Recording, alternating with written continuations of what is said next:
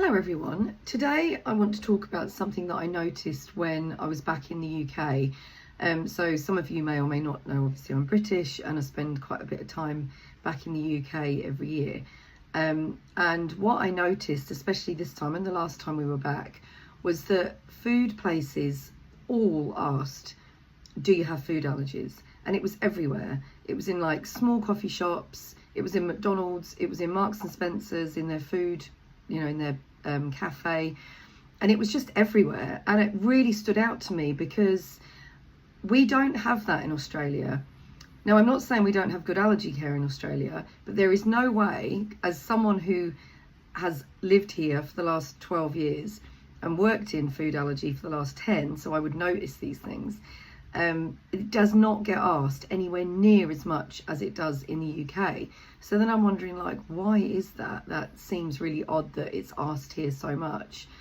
And I'm just kind of taking a bit more of a deeper dive into it really, and seeing kind of lots of interesting things that the UK are putting into place that are, it's not that there isn't the resources here, but it just doesn't seem to be mainstream enough for people to necessarily always feel comfortable saying, my child has food allergies, or for the older children saying, I have food allergies. And people still feel like they stand out, or maybe they feel just a bit awkward. So yeah, I thought it warranted talking a bit about it today. And what really struck me was the way it was asked. It was just so like, do you want fries with that? Kind of very normal, not an awkward pointed question. Not that it ever should be, but some people feel awkward asking questions. Some parents feel awkward like pointing out, oh, does it have this in it, does it have that in it? And just the staff were just so, you could tell that it was just really well trained into these staff, because it was just it rolled off the tongue. As soon as you started ordering something, it was just like, do you have any food allergies? It wasn't, I don't know, it's hard to describe really, but it was just a really easy thing. So what it feels like is that Australian families have to explain and justify, which can create for the the most seasoned allergy parent can definitely create some just some awkwardness, and also some anxiety about thinking, right, we're going to go out and this is a new place, we've not been there before. Obviously you just literally can't trust anyone, and again, that isn't about, I'm not saying that restaurants and cafes are bad in any way, it's just that of course you cannot trust that everyone gets your child's food allergies and understands the seriousness of them, because unfortunately we know that that isn't the case a lot of the time. I'm just wondering why this is not already normal in Australia, because if 1 in 10 people were affected in other ways, maybe 1 in 10 people needed wheelchair access, or 1 in 10 people had complete hearing loss or something like that, I feel like the conversation would be different. Only this is different because it's immediately life-threatening. So I don't really understand why it's still not part of an initial conversation in anywhere that serves food, especially in the cafe culture that we have now. And of course there are places that are absolutely brilliant with allergy, and I'm not saying there isn't, but what families experience, instead of what should be a night when you go out for food, it should be like an enjoyable experience. And from when I speak to our allergy families, what I'm hearing they're experiencing is scanning menus, second guessing things, maybe looking things up on a website if you're in a chain restaurant, trying to find more information, maybe asking ChatGPT, Googling things, not necessarily being able to trust the waiter or the waitresses, and just scanning that menu really, and just trying to figure out what certain ingredients are and if they've got any sesame in them, or anything like that. So what kids are then seeing is that their food is complicated, and that they're different, and that this is, is this safe? Is this a safe environment? And what should be an enjoyable experience is then, not an enjoyable experience, because they're feeling like everything's a little bit of a pain and it's a bit difficult. And maybe they're feeling like they make things harder, and they make things, just not as enjoyable as they should be. And then this is where the emotional toll takes, yes, there is a lot of worry and fear in food allergy, but there's also a lot of emotional side to it. From what parents tell me, is the guilt that maybe why can't things just be easier, why can't they just be more relaxed, but then also just literally trying to keep their child safe on a day-to-day basis, because another child is coming down a slide with a peanut butter sandwich in their hand, and that literally could kill their child. So other people just don't understand, and it doesn't come from a malicious place. It's just, they just literally don't understand. So what parents feel often is that when they're sitting in coffee shops and cafes, they're thinking, you know, this isn't really just about food, it's about belonging, and it's about feeling normal in that situation. So what the UK seem to have, and again, I'm not the authority on this, but what they seem to have from lived experience is like a standardized training across the board.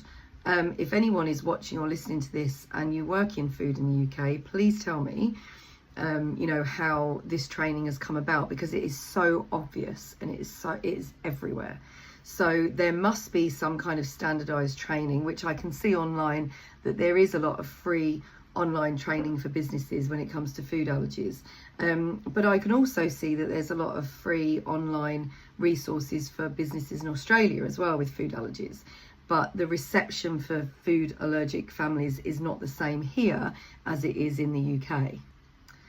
And I suppose the thing is that if businesses understood more that it's not about having a deep knowledge of allergy, because that's not their job, they're not allergy doctors. It's about awareness, and it's about just asking and being in the know. And with any kind of chronic disease or illness, the parents are obviously usually more up to date with things than the staff member needs to be. So yes, they need to have awareness, but the parents also will guide you. There has been times in a hospital where I know a parent has had a deeper understanding with their child's very complex needs than I have. Just because I'm a children's nurse, it doesn't mean I'm all over everything all the time. So when it comes to working in food, as long as you have an awareness and you ask the right questions, and you also question the people who are making the food, and you know, that's it. It's about conversation and about openness and about just keeping that parent in the loop and letting them tell you what the issues may be and what food their child is allergic to, and then asking more questions. It's then up to that parent if they go ahead and order something that they're not 100% sure about, but at least you've notified them and you've made that awareness, which I feel like is easier to do in the UK than it is here. So just to clarify, it doesn't necessarily always mean the food's safe, but it makes the family feel visible and seen, and that you've asked the right questions and you've seen them for the struggle that they have when they come to a place that serves food. So a few things that are really helpful that I also noticed in the UK that they do have often here in Australia, but it's usually at the back of a menu or in small print down the bottom.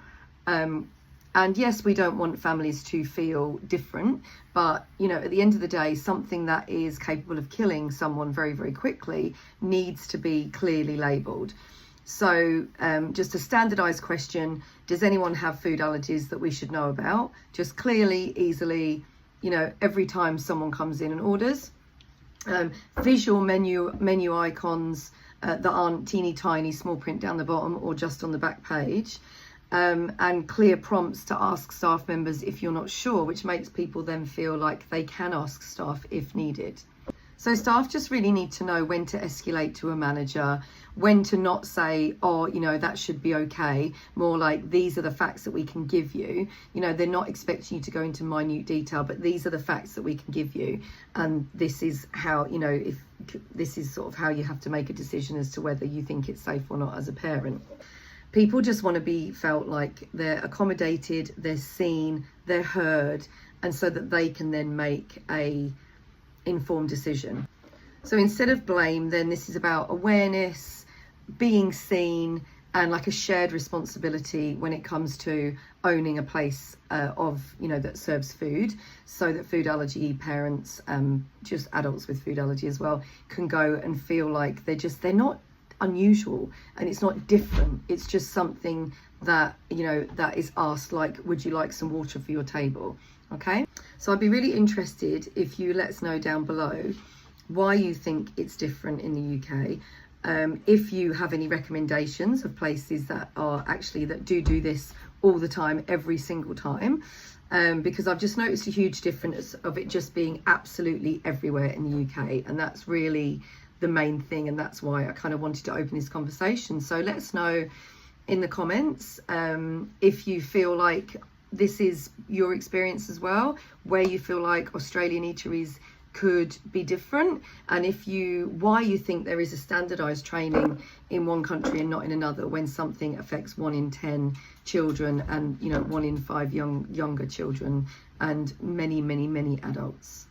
So I'll leave that conversation here for today, but if you are a family living with childhood food allergy, then please download our quick reference allergy kit, which is a guide that gives you the symptoms of an allergic reaction and what to do clearly, but also gives you symptoms of allergic reaction in babies and toddlers, because it looks so different. So it gives you other ideas of like how your child might present dependent on age and the things that they might say. And it also has a list of questions that you can ask your doctor if your doctor says, okay, now I think that you can go home and reintroduce this food, and it'll give you a list of questions to ask before you go away from that doctor's office, because sometimes you don't always remember, so what to ask and think, oh, I should have asked that. So yeah, download our quick reference reaction kit. You can either go to the link below this podcast or YouTube, depending on where you are, but also you can just go to thefirstaidnest.com.au and go to the Parents Hub, and you'll find it there on that page. Take care.